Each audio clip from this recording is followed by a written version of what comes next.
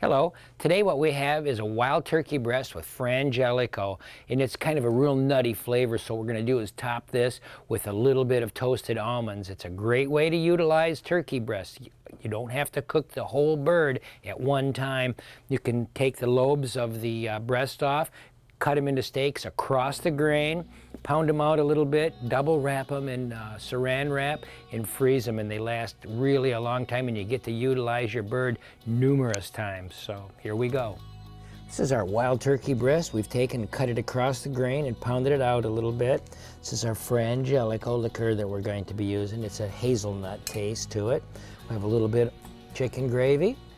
We have some chopped parsley to top with. We have some diced onions, some toasted almonds, a little bit of garlic butter, some fresh mushrooms, and a little bit of heavy cream.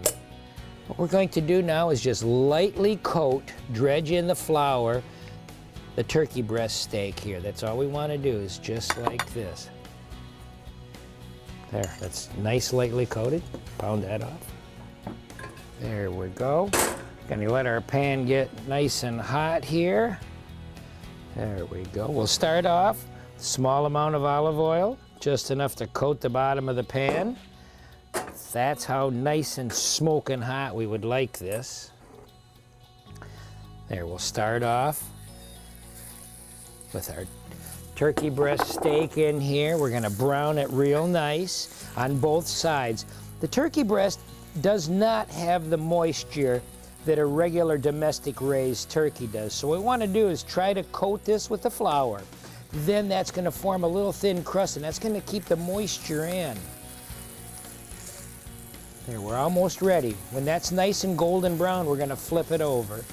And then that will sear it, and that keeps the moisture, as I said. So I think we're almost ready here. There, this is what we're looking for, nicely seared off. See how that's going to keep the moisture in. And at this point, what we're going to do is start with some onions, and we'll start these over in the front of the pan here.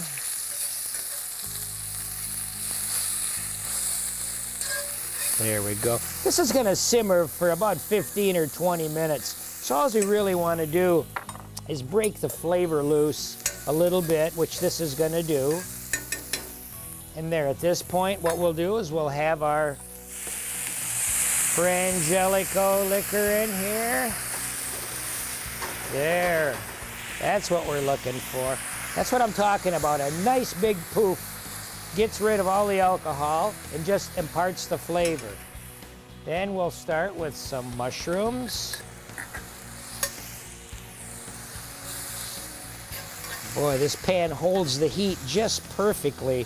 Nothing seems to affect how it's going to saute. And maybe we'll have just a little bit more to moisten this up. And we'll start with our chicken gravy here. There we go. You could either put this in the oven, this pan, with the product in it, or you could just let it simmer down a little bit. Now that we've got it all nice and hot, I think what I'll do is turn this down just a little bit. And now we're going to simmer it. There we go. We're going to have some heavy cream in here. There's very few ingredients in this dish. The flavor is just going to be phenomenal. We have the mushroom, the onion, the Frangelico. We're going to finish this with a little bit of our garlic butter. There. Now, as I said before, this could go right in the oven, 350 degrees for 10 or 15 more minutes, or we could just let this simmer slowly like this. Because this is going to require a few more minutes, maybe 15 to 20 more minutes in the oven, or you could cover it up and finish it up on the stove top at a very slow simmer. Okay, we're going to give it a little check here, see how we're doing. That's exactly what we're looking for. That's fully done now. You can see that just by feeling it. Spoon a little bit of this over the top. Now we're going to finish this off with a little bit of our garlic and herbal butter. A few pats here around. Watch the sheen that this is going to develop. I'm going to slide this over. This is eye appeal. Plus it's going to give it a little bit of flavor from the butter. See the difference between this and how dull it looks over here? That's what we want, the eye appeal first. So we'll spoon some of this over the top. Again, you can see the dividing line right where that butter was. This is a very elegant dish with about 7 or 8 ingredients, and just the flavor that gets built up with this few ingredients is just incredible. Try to utilize this with your spring turkey. Enjoy.